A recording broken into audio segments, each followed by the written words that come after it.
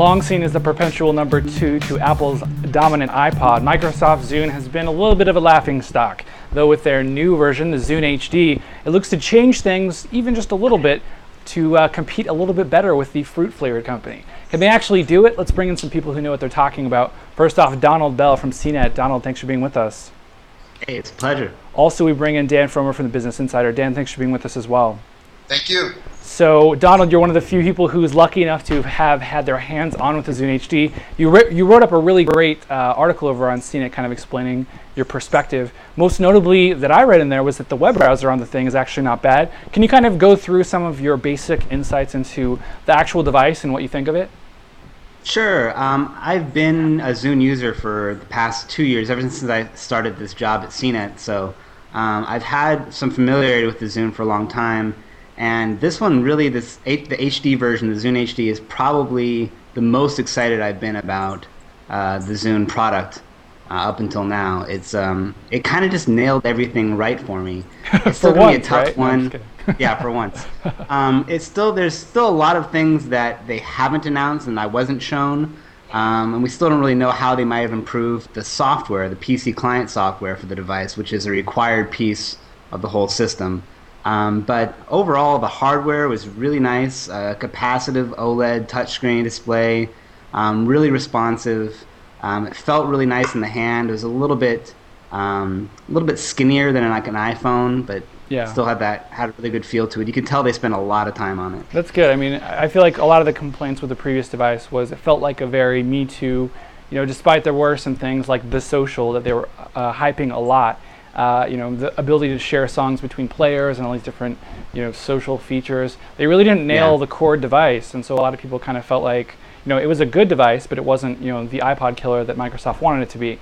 So, Dan, since the Zune was originally released, things have changed a lot. For one, Apple now is primarily concerned with their iPhone, and the iPod Classic is kind of going to go away eventually. Obviously, the iPod Touch still exists, but that kind of looks like an iPhone without the phone. Do you think Microsoft has a shot here at kind of nailing the MP3 player and be carving out a niche in that market? No, I don't. And the reason is because if they had done this 2 years ago, that would have been nice. Just like the original Zune was following the 2-year-old model. Right now, people don't really care about MP3 players, and Apple said straight up, this market is shrinking. That's why we're moving out of it. That's why we're focusing on the iPhone and iPod Touch. And what's good about the iPod Touch is, fine, maybe Microsoft has done a nice job kind of mimicking the look and feel about that, but look at what people are doing with their iPod Touch. They're using apps, they're playing games. I don't see that here from Zune. You know, maybe that's something they're going to announce in the future, but what app platform are they using? Is this Windows Mobile 7 or something that's coming in a year or two? If I were Microsoft, I may have even considered building this one on Android, because at least there's some apps for that. Yeah, I mean, it's definitely for sure. That's a big hole right now. Microsoft's strategy is people aren't going to be very reluctant to develop applications for one device that isn't also ran. Donald, do you know anything about, are they expecting to have an app store? Have they announced anything like that? Is there anything on their radar for anything, approaching that sort of flexibility? They were talking to me about it definitely being on their radar. I wouldn't be surprised. I think they know that there's really no catching up to Apple at this point on that front. I also think that they're still really focused on the music playback and the media part of this. There is kind of like from my own perspective, I use an iPod Touch all the time too. There is a certain kind of attention deficit that happens with all the apps that you can get on that thing, and really them being distracting and maybe diluting a little bit from the media experience, for better or for worse. But I think the Zune, at least that team and their mindset, is still really focused on their subscription music service, their video. They're not bringing video rental for the device. So I think that's really where their mind is, and things like games and apps are probably going to get there, but it's not going to be the platform for games and apps that the iPod Touch and the iPhone is going to be. Definitely. Or it already is. So Dan, if you had your choice and you could, fix Microsoft's strategy with the Zune, is there anything you could think of to really help them, get out from behind Apple, or is it one of those things where, they're always going to be number 2, they're always going to be the perpetual catch-up, they're not going to be able to own this space?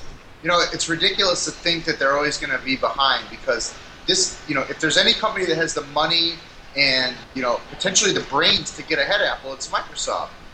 They just keep trying to solve 2-year-old problems. They need to look at the fact that they have some really good assets. They have the Xbox. They have Windows on most of the computers in the world. You know, they have a USB syncing opportunity there that Apple has stolen from them with iTunes, and Microsoft is nowhere there. They really need to get their stuff together and realize that people don't just want to buy an MP3 player that plays video anymore. Those are 2 apps on a device that does a million other things. And like I said, look at what people are doing with the iPod Touch. It's the only iPod that's growing for Apple, and it's the iPod that people are not just listening to music and watching videos on. They're playing games, they're reading Kindle books, they're doing all kinds of stuff that the ZuneHD, even though it's beautiful, does not let you do. We'll have to see for sure how things play out. Guys, we're out of time, so we're going to leave it there. Donald Bell, who has his hands on over at CNET again, you can go check that out. It's MP3 Insider over on CNET Reviews. Donald, thanks for being with us. Definitely. Also, Dan Fromer from the Business Insider. He's at businessinsider.com. Does Silicon Alley Insider. There's tons of stuff over there as well. Dan, thanks for joining us. I'm Randall Bennett, and we'll see you next time on TechView. Don't forget, subscribe to us on iTunes. We're on YouTube. We're everywhere. And we're even on the Zune Marketplace. So if you get that Zune HD, maybe check us out and let us know how we look. See you later.